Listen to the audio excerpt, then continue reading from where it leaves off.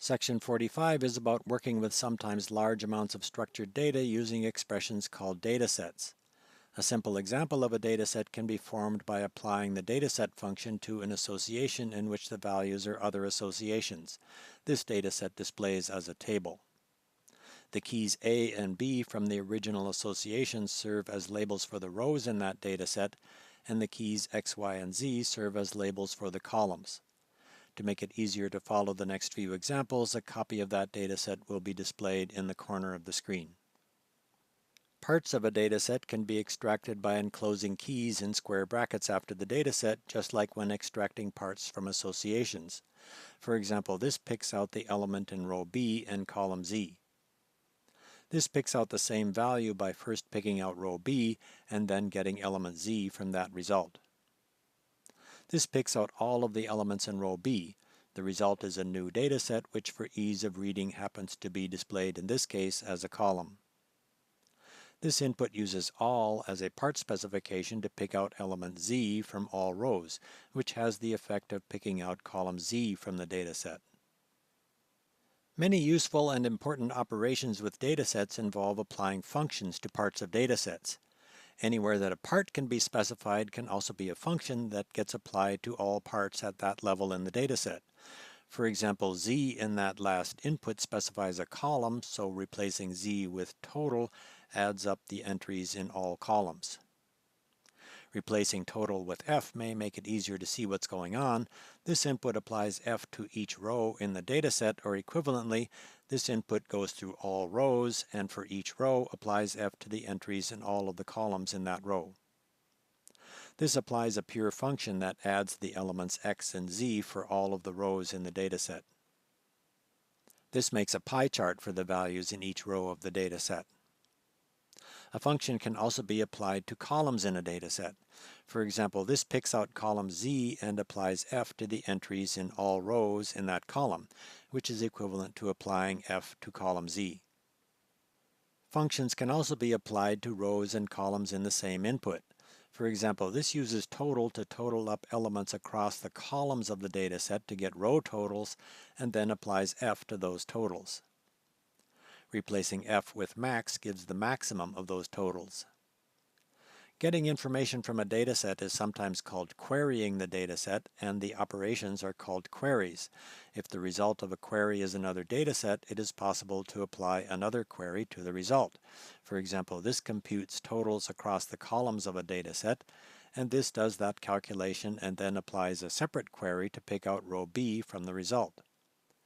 Applying a query to the result from another query is sometimes called chaining of queries. A chain of queries can often be written as a single query. For example, this combines computing the total across the columns and then picking out row B into a single query.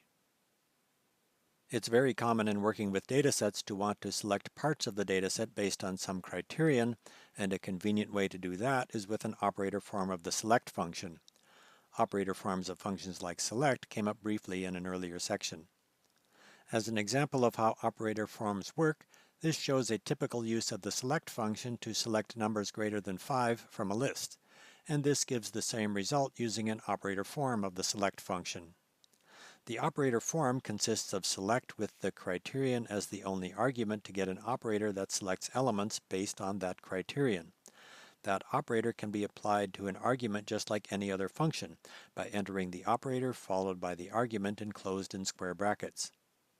Returning to the example dataset, this uses an operator form of select to select rows in that dataset for which the element in column Z is greater than 5. This goes through all rows in a dataset, and for each row applies an operator form of select to select columns with values greater than 5, which for this dataset gives a new dataset with a ragged structure. The normal function turns that new dataset into an ordinary association of associations, which shows the ragged structure with rows that do not all have the same number of elements. Another function with an operator form is the sort by function. This shows sort by used to sort elements in a list based on the value from applying a function to each element, and this gives the same result using an operator form of the sort by function. The function applied by sort by in this example adds 10 to numbers that are not even, which has the effect of sorting even numbers to positions earlier than odd numbers. Returning again to the example dataset, this uses an operator form of sort by to sort rows based on the result of subtracting the value in column Y from the value in column X. This uses that same sort by operator to sort the rows and then finds the total of all of the columns in each row. It is often useful to apply a function to every element in a dataset. This applies a function f to all of the elements in all of the rows in the example dataset. This sorts the rows as before and then applies f to each element before computing the total of each row. This computes the square of each element before computing the totals. Datasets can be constructed from lists as well as from associations, and in fact can contain arbitrary mixtures of lists and associations. This input, for example, makes a dataset from a list of associations. A dataset like this is commonly thought of as a list of records with named fields for the values in each record. The elements in the original list are the records, and the keys in each association are the names of the fields in each record. It is also okay for entries in a dataset to be missing. Here is a dataset with two records where the second record does not include a value for field Z. Datasets with missing entries will not always display as a table. For a slightly more realistic example and with a more complicated dataset, this imports a dataset from the Wolfram Cloud. This dataset has data on planets and moons of the solar system. This dataset has a hierarchical structure with each planet having a mass and radius of its own, and for each planet there is a collection of moons, each of which has its own properties. This general structure is extremely common in practice. A hierarchical structure like this could be used, for example, to organize data on students and their grades, or data on customers with information on orders placed by each customer, and in many other common situations. This goes through all rows in that dataset and picks out the radius column in each row, which gives a table showing the radii of the planets. This makes a bar chart of that result. This gives information on the moons of Mars by picking out the Mars row in the planets dataset and then picking out the moons column in that row. The result is a dataset with data specifically on the moons of Mars. This input goes further into the planets dataset. This effectively picks out that same dataset for the moons of Mars and then goes through all rows in that dataset, picking out the radius column in each row to get a table of the radii of the moons of Mars. This goes through all of the rows in the planets dataset, which means that it goes through all of the planets, picks out the moons dataset for each planet, and then applies length to each of those datasets, which gives the number of moons listed for each planet.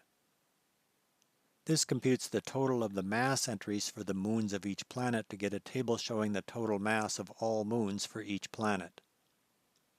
Instead of going through all of the planets, this uses an operator form of the select function to first pick out only those planets with more than 10 moons, and then computes a table showing the total mass of all of the moons for each of the selected planets. This makes a pie chart of the data in that table. This goes through all of the planets, picks out the moons data for each planet, and then uses an operator form of the select function to pick out only moons with mass larger than 0.01 Earth masses. This applies a separate query to that dataset to pick out the keys for all of those moons. The keys in this example are the names of the moons, so the result is a table with the names of all of the moons with mass greater than 0.01 Earth masses. This uses the normal function to show the underlying association for that result. This uses a function called catenate that takes all of the values in that association and collects them into a list. And here is that whole computation in one input. Here's a more complicated example. This input picks out the moons dataset for all of the planets, calculates the logarithm of the mass of each moon divided by 1 Earth mass, and then for each planet makes a number line plot of those logarithms. For one last example with the planets dataset, consider making a word cloud like this one with the name of each moon sized by the mass of that moon. A word cloud like this can be drawn using the fact that when the word cloud function is applied to an association like the one in this example, The result is a word cloud of the keys in that association with sizes determined by the values in the association. So the word cloud of moon names can be created by first constructing an association in which the keys are the names of moons and the value associated with each key is the mass of that moon. To get started, this query picks out the masses of all of the moons for all of the planets in the planets dataset. The keys in that dataset are the names of the planets and the values are tables with names and masses of moons. To get the word cloud with the names of moons, the names of the planets are not needed, so only the values in that dataset are needed. This uses the values function to pick out the values in that dataset, which are the tables with the names and masses of moons. That result is basically a list of associations with a separate association for the moons of each planet. Those associations can be joined into a single association using the association function. This input, for example, uses the association function to join two associations into a single association. Including association in the planets query gives a dataset that is essentially just one association with all of the moon data. Finally, including word cloud in that query gives the desired word cloud. That input includes a common programming structure called function composition. The function composition here is the word cloud function applied to the association function applied to the values function applied to a dataset. That function composition can be written in a more compact form using the function composition operators slash followed by asterisk or slash star and the @ sign followed by asterisk or @ star. These function composition operators are patterned after the slash slash and @ sign operators that came up in an earlier section. For example, this shows the slash slash operator used to enter f of g of h of x, and this gets the same result using slash star, which applies functions left to right.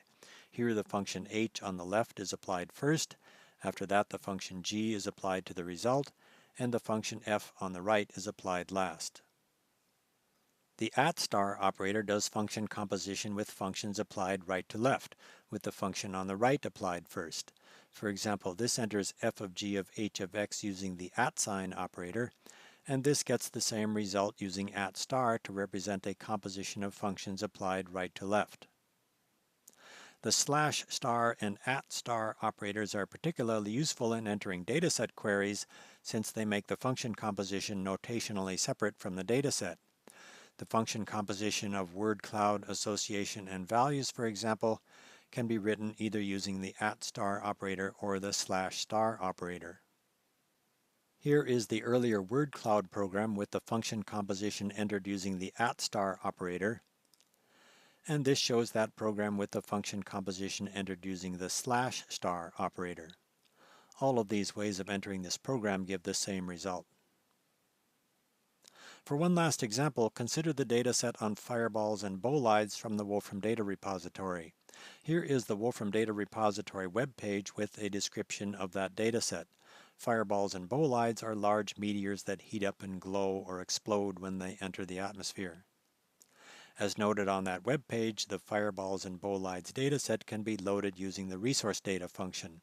This input assigns that dataset as the value of the variable fireballs. That dataset is basically a list of associations, or a list of records with one record for each fireball or bolide. This picks out the coordinates field for each record and makes a map showing those coordinates. This picks out the altitude field for each record and makes a histogram of the altitudes. That's the end of the examples for this section. To summarize, here is the programming vocabulary from this section. This section introduced the concept of a structured dataset.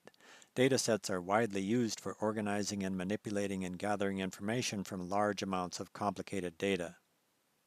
You can get more information about operations with datasets by opening the Wolfram Language and System Documentation Center, clicking the Data Manipulation and Analysis button, and selecting Structured Datasets from the menu that pops up, which brings up this guide page which includes links to all of the dataset operations from this section. Here are the exercises from the end of this section. Most of these exercises use either the planets dataset or the fireballs and bolides dataset. For example, consider exercise 45.2. Make a bar chart of the number of moons for each planet. The first step in doing this exercise is to load the planet's dataset. That dataset was loaded previously in this Wolfram Language session from the Wolfram Cloud using the Cloud Get function. The same dataset can also be loaded from the Wolfram Data repository using the Resource Data function. The name of this dataset and other datasets can be found in the Wolfram Data repository website. To get started with the exercise of making a bar chart of the number of moons for each planet, this picks out the moons column for all of the planets. This applies the length function to the moons data to get the number of moons for each planet. The resulting dataset is basically just an association. Applying the normal function, for example, shows that association. The bar chart function is programmed to make a bar chart for that sort of dataset or for that association. This generates a bar chart by applying the bar chart function to the result from the dataset query. To complete the exercise, this adds labels using the Chart Labels option set to automatic, which labels the bars using the keys from the dataset.